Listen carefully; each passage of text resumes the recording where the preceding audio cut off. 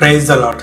ఈరోజు దేవుని మాట లూకా 14:34-35. దేవుని పరిచర్యలో ఉన్నవారు ఎంతో జాగ్రత్తగా ఉండాలని దేవుని వాక్యం చెప్తోంది. మీరు చేసేది ఎంత చిన్న పరిచర్య అయినా కూడా ఇతరులకు మీరు మాదిరిగా ఉండాలని దేవుడు ఆశపడుతున్నాడు. ఒకసారి పరిచర్య మొదలుపెట్టిన తర్వాత వెనకడుగు వేయటము దేవునికి నచ్చని విషయము. మీరు చూపుతున్న విశ్వాసము, పట్టుదలను బట్టి దేవుడే మీ పరిచర్యకు నూతనమైన మార్గాలు తెరుస్తాడు. కానీ అనుకున్న ఫలితాలు రావటం లేదని పరిచర్యను మానివేయటము ఉప్పు తన లక్షణమును కోల్పోవటం లాంటిది. అలాగే పరిశుద్ధంగా దేవునికి నచ్చిన విధంగా జీవించకపోవటం కూడా అటువంటిదే. ఉప్పు తన లక్షణం కోల్పోతే ఏ విధంగా ఎటువంటి దానికి పనికి రాకుండా పోతుందో, పరిశుద్ధంగా లేని పరిచారకుడు కూడా లోకానికి పనికిరాడు. కనుక పరిచర్య ఫలితాలు ఎలా ఉన్నా కూడా పరిశుద్ధంగా జీవించటము విడిచిపోవద్దు. దేవుని ఎడల భయమును